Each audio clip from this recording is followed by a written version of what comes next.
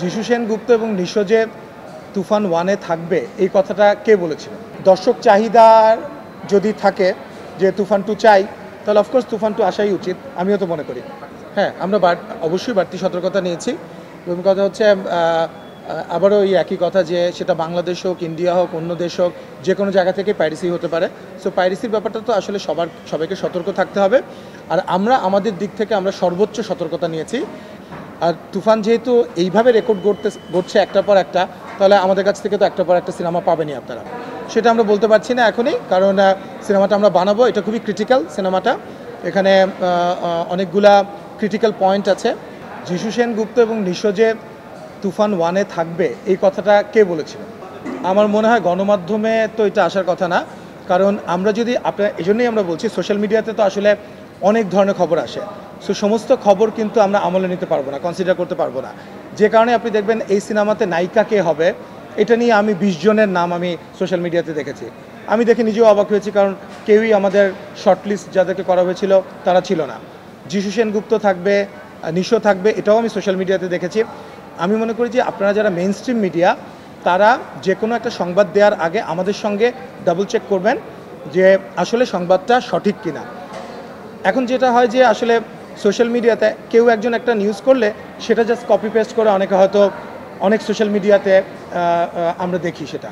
তো সেটা আসলে অনাকাঙ্ক্ষিত, কারণ আমরা কোনো ধরনের ভুল তথ্য অথবা ফ্যাব্রিকেটেড কোনো ইনফরমেশন আপনাদেরকে দিতে চাই না। সো আর আপনি যেটা বলেন যে তুফান 2-তে আপনার যিশু সেনগুপ্ত অথবা নিশো থাকবে কি না, এটা আসলে it's too early to make a comment, কারণ তুফান 2 তো আমরা অফিসিয়ালি ঘোষণা দিইনি। আসলে দর্শকের চাহিদা এবং আপনাদের চাহিদা, দর্শকের চাহিদা, সবাই বলছে যে তুফান 2 আসা উচিত। দর্শক চাহিদার যদি থাকে যে তুফান 2 চাই, তাহলে অফকোর্স তুফান 2 আসাই উচিত, আমিও তো মনে করি। কিন্তু unless and until we announce it, don't consider it একদম ফাইনাল আর কি। হ্যাঁ, আমরা অবশ্যই বাড়তি সতর্কতা নিয়েছি। এবং কথা হচ্ছে আবারও ওই একই কথা যে সেটা বাংলাদেশ হোক, ইন্ডিয়া হোক, অন্য দেশ হোক, যে কোনো জায়গা থেকে পাইরেসি হতে পারে। সো পাইরেসির ব্যাপারটা তো আসলে সবাইকে সতর্ক থাকতে হবে। আর আমরা আমাদের দিক থেকে আমরা সর্বোচ্চ সতর্কতা নিয়েছি। আশা করি পাইরেসি হওয়ার সম্ভাবনা নেই। সো আমার কাছে মনে হয় যে দর্শকের এই যে একটা আগ্রহ, উচ্ছ্বাস এবং এই পরিমাণ আমি বলবো যে উন্মাদনা, সেটা তো আমাদেরকে আসলে অবশ্যই আশার সঞ্চার করে। এবং আমরা মনে করি যে এইভাবে করে যদি এই তুফান সিনেমাটা একটা ইন্ডিকেশন, একটা ইন্ডাস্ট্রির গেম চেঞ্জার হিসেবে আমি বলবো। এবং আমরা আপনাদেরকে বলতে চাই যে এই তুফান সিনেমা যদি এই পরিমাণ দর্শক গ্রহণ নাও করতো, তাও কিন্তু আমরা কনসিস্টেন্টলি একটার পর একটা সিনেমা দেওয়ার প্রতিশ্রুতি আমরা দিয়েছিলাম। আর তুফান যেহেতু এইভাবে রেকর্ড গড়ছে একটার পর একটা, তাহলে আমাদের কাছ থেকে তো একটার পর একটা সিনেমা পাবেনই আপনারা।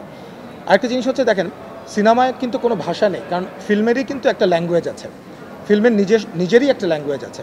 সো বাংলা ভাষার সিনেমা, আমরাই তো কোভিডের সময় নেটফ্লিক্সে আমরা কোরিয়ান ফিল্ম দেখেছি, আমরা স্প্যানিশ ফিল্ম দেখেছি, আমরা সো শুধুমাত্র ইংরেজি বা বাংলার মধ্যে কিন্তু আমরা ছিলাম না। সো সিনেমার নিজস্ব একটা ল্যাঙ্গুয়েজ আছে, সেই ল্যাঙ্গুয়েজে কিন্তু আমার মনে হয় এভাবেই ছড়িয়ে যাওয়া উচিত। এমনিতেই তো সারা পৃথিবীতে 36 কোটি বাংলা ভাষাভাষী যারা আছে তাদের জন্য এই সিনেমাটা, এবং আমরা ডাবিং করে আমরা অন্যান্য ভাষাভাষীদের কাছেও এটা পৌঁছাতে চাই। এছাড়াও আমি মনে করি যে ইন্টারন্যাশনাল যে রিলিজ হলো, সেখানে শুধু বাংলা ভাষাভাষী না, অন্যান্য ভাষাভাষীরাও এই সিনেমা দেখবে বলে আমরা আশা করি। দেখেন, আমরা খুব মেথডিক্যালি কাজ করি।